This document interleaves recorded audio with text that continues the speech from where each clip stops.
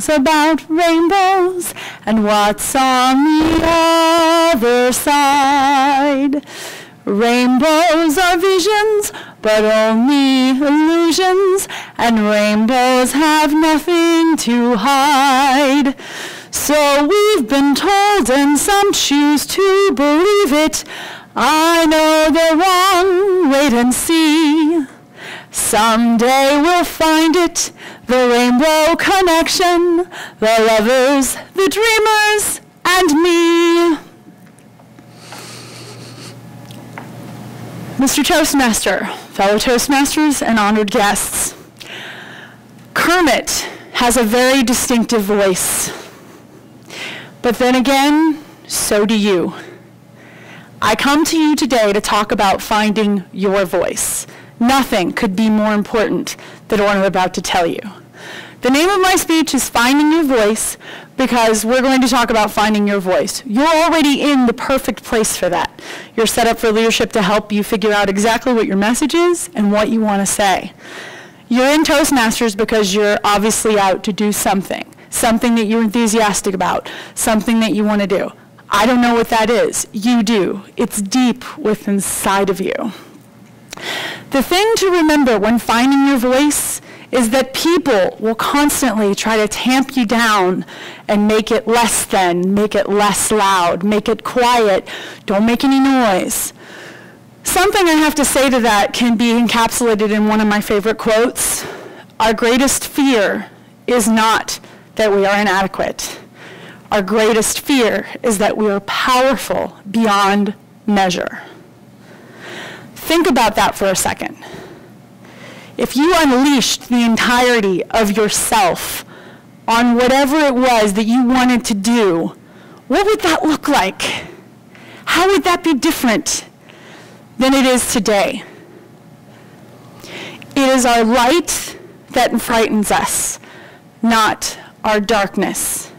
You ask yourself, who am I to be wonderful, talented, brilliant, gorgeous, when in truth, who are you not to be? All of us are ready to manifest fabulousness in each other. And it's our job to look out and reach out and say to somebody, I see that there's something important to you.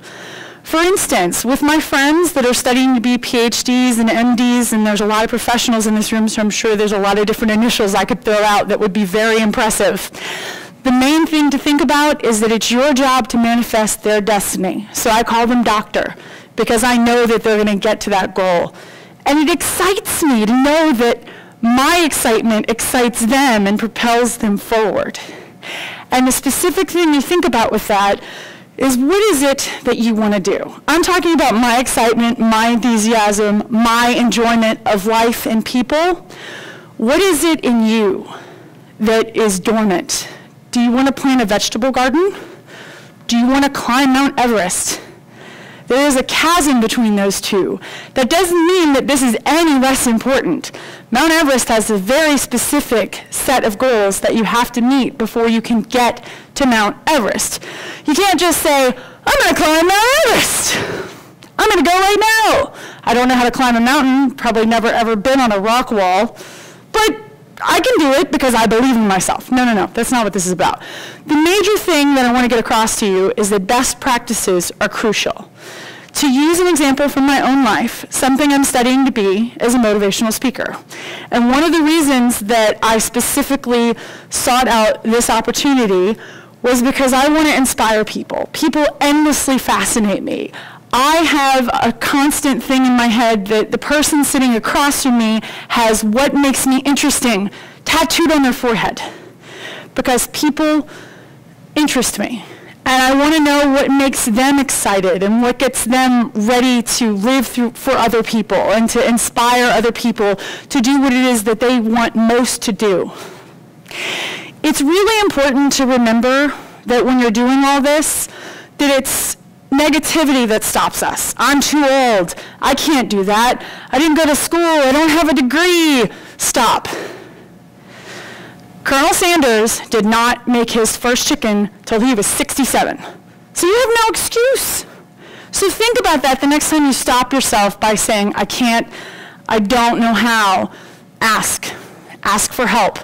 Ask people who are doing what you want to do. Put yourself in their shoes. Put yourself in their light. Put yourself somewhere where you can benefit from the wisdom of their experience. And hopefully, you won't make the mistakes that they've made. You'll make all brand new ones. Specifically, finding your voice is important. If for no other reason, then no one else can tell your story with your gestures, with your voice, with your experiences like you can. And the crucial points of remembering how to find your voice, I'm a big fan of acronyms and mnemonic devices. I don't know if anybody else is. I see some shaking heads in the room. So remember voice, okay? So voice. V for voice is veracity. Be truthful. Always be truthful. It will be tempting to say to yourself, well, I could make that interesting if I exaggerate a little bit. Having an Irish-French background, it's kind of in my DNA to exaggerate things. But for the purposes of what I'm talking about, make sure you're honest and tell all of what you know about a particular topic. O, be open. Be open to what other people have to say about how you do something. Be open to criticism. You never know where your next great idea is going to come from. I, for individuality. Yes, everyone has their own story. How can you make it you? How can you make it different? How can you make it unique? C is for creativity. Now, sometimes people, when they get a speech, they need to be told in very direct tones, this is what you need to do. Some people don't respond to that, so you have to individualize your approach. Another person might just want, yay, team, go! Another person might want you to say, okay, what I see here is something we need to come through with an instructional approach and say step 1, step 2, step 3, step 4. This is what we need to do. Most importantly, I cannot stress this enough. E is for energy and enthusiasm.